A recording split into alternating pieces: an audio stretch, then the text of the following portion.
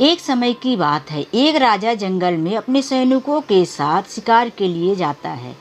राजा अपने शिकार को ढूंढते ढूंढते जंगल में इतनी अंदर तक चला जाता है कि पीछे उसके सैनिक भी उसको नहीं ढूंढ पाते और वहां से निकलने का राजा को भी रास्ता नहीं मालूम पड़ता। धीरे धीरे जंगल में अंधेरा होने लगता है। राजा भी बहुत घबराने लगता है कि अब मैं जंगल से बाहर कैसे निकलूंगा। तभी राजा को एक बूढ़ी औरत दिखाई देती है। राजा को पता नहीं रहता कि ये जादुई औरत है। राजा उस औरत से कहता है कि अम्मा, मुझे रास्ता बताओ, मैं जंगल से बाहर निकलना चाहता हूँ। वो बूढ़ी औरत कहती है कि मेरी एक शर्त है, यदि तुम मेरी शर्त मान लोगे तभी जंगल से बाहर निकलने का रास्ता मैं बताऊंगी, नहीं तो तुम सारी उम्र इस जंगल में भटकते रह जाओगे, तुमको बाहर निकलने का रास्ता नहीं मिल जाएगा और यहीं पर मर जाओगे। राजा उसकी बातें सुनकर और भी ज़्यादा डर जाता है और कहता है कि अम्मा, मुझे तुम्हारी सारी शर्तें मंजूर है, पर तुम मुझे बाहर जाने का रास्ता तो बताओ। तब वो बूढ़ी औरत कहती है कि मेरी एक जवान बेटी है जिससे तुमको शादी करनी है। बूढ़ी औरत उस राजा को अपने कुटी के अंदर लेकर जाती है। राजा को देखकर वो बूढ़ी औरत की लड़की इस तरह से खड़ी हो जाती है जैसे वो राजा का ही इंतजार कर रही होती है। बूढ़ी औरत अपनी लड़की का राजा के हाथों में हाथ देते हुए कहती है कि राजा, लो, आज से ये तुम्हारी हुई और इससे तुम अपने राज्य में ले जाकर शादी कर लेना। राजा उसकी बात मान लेता है। बूढ़ी औरत उसको अपने पीछे पीछे लेके चल देती है। कुछ ही दूर जाने के बाद बूढ़ी औरत बोलती है कि यहाँ से निकल जाओ, यही है बाहर जाने का रास्ता। राजा अपने राज्य में आकर शर्तों के हिसाब से उस बुढ़िया की बेटी से शादी कर लेता है। वैसे राजा पहले से ही शादीशुदा रहता है। राजा के 8 बच्चे रहते हैं, 7 बेटे और 1 बेटी रहती है। राजा को डर लगा रहता है कि ये जंगल से आई हुई लड़की जो मेरी दूसरी पत्नी बन चुकी है, कहीं मेरे बच्चों को नुकसान ना पहुंचाए। इसीलिए राजा अपने 7 बेटे और 1 बेटी को उससे बचाने के लिए एक अलग स्थान में रख देता है। वो एक इस तरह से सुनसान जगह में अपनी हवेली बनाता है। चारों तरफ पेड़ पौधे रहते हैं, तो पौधों की वाट में मतलब इतने पौधे रहते हैं कि उसकी हवेली दिखती नहीं है। वहीं पर वो अपने बच्चों को सुरक्षित रख देता है। अब राजा अपने बच्चों से दूसरे तीसरे दिन मिलने जाया करता है। इधर जो राजा की दूसरी पत्नी जंगल से आई रहती है, तो उसे शक होने लगता है कि आखिर वजह क्या है, ये राजा हर दूसरे तीसरे दिन कहीं गायब हो जाता है। यही जानने के लिए वो अपने सैनिक को बहुत सारे पैसे देकर राज पूछती है। राजा का जो सैनिक है बातें जानता रहता है, क्योंकि वही लेके जाया करता है राजा को, इसीलिए वो ढेर सारा धन पाकर राजा को सारी बातें बता देता है। अब वो जंगल से आई हुई दूसरी औरत एक दिन उन्हीं सैनिकों को लेकर राजा के साथ मतलब राजा के उस स्थान तक पहुंचती है जहां उसके बच्चे छुपे हुए होते हैं। वो बूढ़ी औरत उन सैनिकों को बहुत दूर खड़ा कर देती है ताकि उसे कुछ राज ना पता चल सके कि रानी ने क्या किया है। जब वो सौतेली माँ अपने घोड़ों से जाती है दूसरे राजमहल में, बच्चों को घोड़ों के टापों की आवाज़ सुनाई देती है और उन्हें लगता है कि हमारे पिता हमसे मिलने आए हैं, और वो बच्चे उसी समय तुरंत बाहर निकल जाते हैं। उस जादुई औरत की बेटी के हाथ में एक एक कमीज रहती है। वो सारी कमीजें 7 बच्चों के ऊपर डाल देती है। बेटी बाहर नहीं निकली रहती। जैसे ही वो लड़कों के ऊपर 7 कमीज डाल देती है, 7 लड़के जो है कबूतर बन जाते हैं और कबूतर बन के वहाँ से उड़ जाते हैं।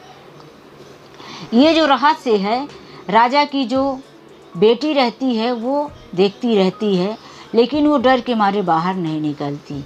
वो अंदर ही भूखी प्यासी पड़ी रहती है।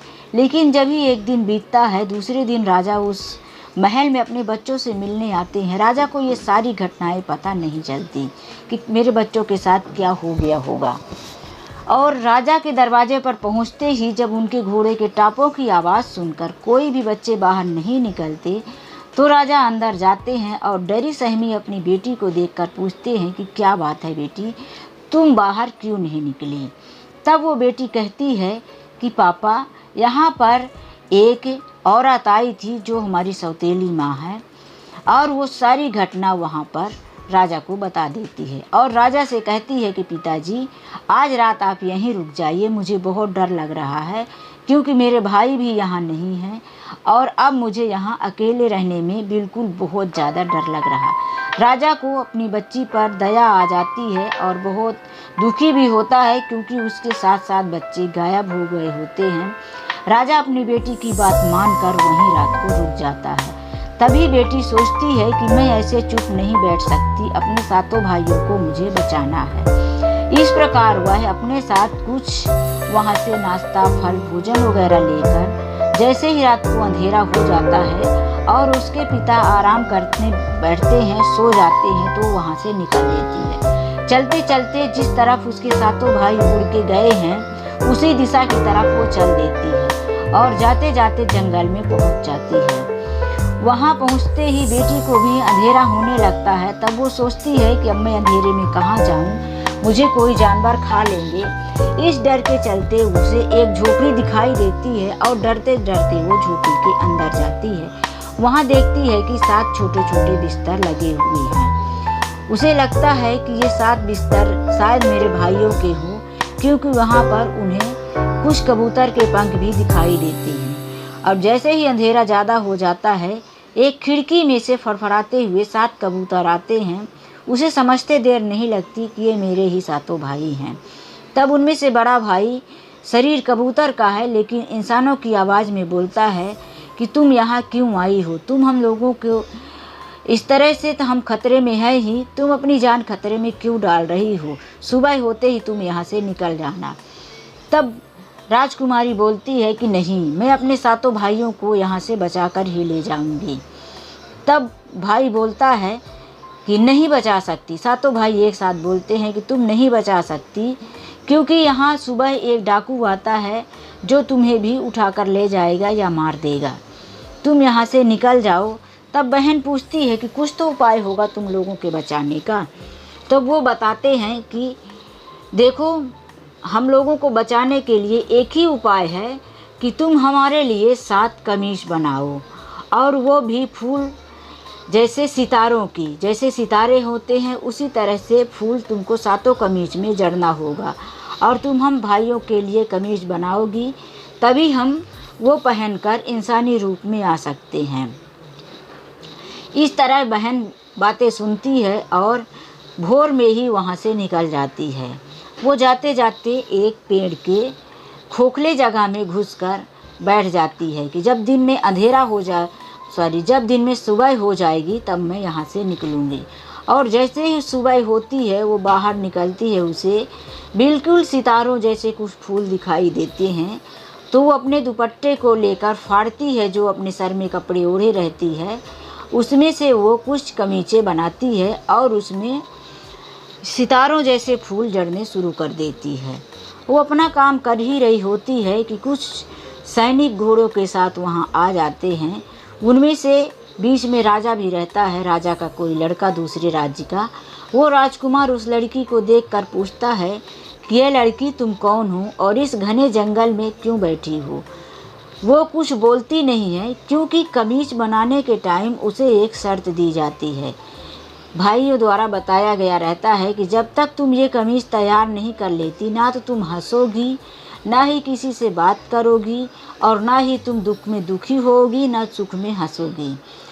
तुमको किसी प्रकार का बदलाव नहीं लाना है, बिल्कुल तुम नॉर्मल रहकर बिना बोले हुए इस कमीज को बनाओगी। इसीलिए वो लड़की ना राजकुमार की तरफ देखती है, ना हंसती है, ना कुछ बोलती है। वो राजकुमार ऐसे ही 2 बार पूछता है कि तुम कौन हो, इस जंगल में कैसे आई हो, क्या बात है, लेकिन वो लड़की कुछ नहीं बोलती। तब राजा को गुस्सा आता है और उस लड़की को अपने सैनिकों द्वारा पकड़वा लेता है। लड़की को पकड़वाने के बाद भी कई सवाल राजकुमार करता है, लेकिन वो लड़की कुछ नहीं बोलती। तब राजकुमार को लगता है कि ये लड़की गूंगी और बहरी है, इसीलिए मेरे किसी भी सवालों का जवाब नहीं दे सकती। लेकिन लड़की बहुत खूबसूरत थी। राजा अपने साथ ले जाता है। वो राजकुमार जब अपने महल में ले जाता है और अपनी माँ से बताता है कि कुछ ही दिनों बाद मैं इस लड़की से शादी करूंगा, वहाँ ले जाकर वो अपनी दासियों को कहता है कि इसे नहला धुलाकर राजसी बहुत अच्छे से कपड़े पहना दो, तैयार कर दो, और उसके बाद मेरे साथ टेबल पर खाने को बुला लाओ। वहाँ पर जो दासियाँ रहती है राजकुमारी के साथ ऐसा ही करती हैं, और जब वो खाने के टेबल पर आती है बहुत ही अच्छे से भोजन करती है। राजा ये बातें देखकर और भी ज़्यादा प्रभावित हो जाता है, क्योंकि वो खुद ही एक राजकुमारी थी और उसे राजमहल के तौर तरीके मालूम थे, बस वो बोल नहीं सकती थी कुछ शर्तों की वजह से। इस प्रकार कुछ ही महीनों बाद वो राजकुमार उससे शादी करने के लिए पूरे राज्य में ऐलान करवा देता है। इधर जो राजकुमार की माँ रहती है वो बिल्कुल इस शादी से तैयार नहीं रहती, क्योंकि उसे वो गूंगी बहरी लड़की पसंद नहीं रहती। वो अपने राजकुमार बेटे की शादी किसी बहुत बड़े राजा के यहाँ करना चाहती थी, लेकिन राजा के सामने माँ की एक ना चली और वो राजकुमार जो है अपनी शादी उस लड़की के साथ कर लेता है। इस प्रकार माँ को बहुत गुस्सा आता है। माँ हर टाइम उस लड़की को मार देने की सोचती रहती है कि ऐसा कौन सा बहाना मिले कि मैं इस लड़की को जान से मार दूं और फिर अपने बेटे की शादी एक अच्छी लड़की के साथ करूं। इसी तरह होते होते 1 साल बीत जाता है और वो 1-2 कमीज़ें तैयार कर लेती है। एक तैयार होती, दूसरे में काम चालू रहता है और शादी के 1 साल बाद ही वो एक अच्छे से सुंदर से बेटे को जन्म देती है। जब वो बेटे को जन्म देकर सो रही होती है बेहोशी हालत में, उसी तरह उसकी सास उसके बेटे को मरवा कर और उस लड़की के मुंह में खून लगवा देती है, ताकि उसके बेटे को पता चले कि उसकी जो पत्नी है इंसानों को खाने वाली है, नरभक्षी है, अपने बेटे को मारकर खा गई है। ये बात राजकुमार तक पहुंचवा देती है। राजकुमार आता है और देखता है, लेकिन उसे राजकुमारी के जो बात और व्यवहार से बिल्कुल ऐसा नहीं लगता कि राजकुमारी नरभक्षी है। राजकुमार बिल्कुल इस बात को मानने के लिए तैयार नहीं होता कि मेरी बीवी ने ये गलती की है, और उसे कोई सज़ा नहीं देता। और इस तरह से वो सब जानते हुए भी नहीं बोलती, क्योंकि वो लड़की जो है अपनी कमीज़ बनाने में बिजी रहती है। वो अपनी कमीज़ तैयार ही कर रही होती है, बिल्कुल उसका पूरा ध्यान अपने भाइयों को बचाने में रहता है। धीरे धीरे 2.5 साल हो जाता है और वो फिर से अपने बच्चे को खोने के बाद 1.5 साल के बाद वो फिर से एक बेटे को जन्म देती है, और फिर उसकी सास जो है उसी तरह से उसके बेटे को मरवा देती है और अपने बेटे से कहती है कि तुम्हारी पत्नी ने फिर से दूसरे बच्चे को भी खा गई। इस बार भी उसका दिल नहीं मानता कि मेरी पत्नी अपने ही बच्चे को खा जाएगी, क्योंकि वो इतनी अच्छी सीधी साधी सारे घर के काम करती और सबकी बातें सहती, ना कुछ बोलती थी ना कुछ करती थी, कभी उसने कोई गलत किया ही नहीं। इसीलिए उसके पति को पूरा भरोसा था। इस प्रकार उसने 4 कमीज़ें भी तैयार कर ली थी। 3रा साल चालू हो गया था। अब धीरे धीरे 4 साल भी बीत गया। 5वें साल फिर उसने एक सुंदर से बेटे को जन्म दिया, और इस बार भी उसकी माँ ने उसके बेटे को मरवा दिया और पूरे राज्य में ऐलान करवा दिया कि मेरी बहू जो है नरभक्षी है, जितनी औलाद पैदा होती है मारकर खा जाती है, लेकिन मेरा बेटा कुछ करता नहीं। इस बार राजकुमार को भी सज़ा सुनानी ही नहीं पड़ी। उस राज्य का नियम था कि जो कोई गलती करे उसे आग में जलाकर सज़ा दी जाती थी। इसीलिए उसने अपने पत्नी को आज आग में जलाकर मार देने की सज़ा सुना दी। अब 1 महीने बाद उसके सज़ा की आखिरी दिन थी। आज वो अपने भाई की 7वीं कमीज बना रही थी। उसकी कमीज 5 सालों में पूरी हो चुकी थी। जैसे ही वो कमीज बनाने के लिए बैठी थी, उसका एक बाजू रह गया था। तभी राजा के सैनिक गए और उसे उठाकर ले आए और आग में जलाने के लिए उसे चिता पर बैठा दिए। जब वो चिता पर बैठी तभी उसने प्रार्थना किया कि हे भगवान, मेरे भाइयों की रक्षा करना, और अपने भाइयों को भी स्मरण किया। तभी उसके 7 भाई कबूतर के रूप में आकर उसके पास फड़फड़ाने लगी। तभी उसने जो अपने हाथ में 7 कमीज बनाई थी अपने भाइयों के ऊपर फेंक दी। 7 भाई अपने असली रूप में आ गए, लेकिन जो छोटा वाला भाई था उसकी एक बाजू अभी भी गायब थी, क्योंकि उसने एक आस्तीन नहीं बना पाई थी। अपने छोटे वाले भाई की कमीज की एक बाजू बनानी रह गई थी और उसे चिता पर चढ़ा दिया गया। जब उसके 7 भाई इंसानी रूप में आ गए, दौड़कर उन्होंने अपनी बहन को चिता से बाहर निकाला और राजा के पास ले जाकर सारी घटना सुनाने लगे कि हमारे साथ ऐसा ऐसा हुआ। सारी घटना जानने के बाद राजकुमार ने कहा कि अब मैं अपनी माँ को अपने साथ नहीं रखूँगा। लेकिन उस लड़की ने प्रार्थना किया और माँ को साथ रहने के लिए राजकुमार को मना लिया। इस प्रकार से दोस्तों वीडियो यहीं से ख़त्म होती है। वो सातों राजकुमार जो कबूतर बन गए थे अपने राज्य को चले जाते हैं और इधर बहन भी अपने घर में सुखी रहती है और अच्छे से अपना जीवन यापन करती है। तो दोस्तों आज के लिए बस इतना ही। वीडियो पूरा सुनने के लिए आप लोगों को बहुत बहुत धन्यवाद। वीडियो अच्छी लगी हो तो एक लाइक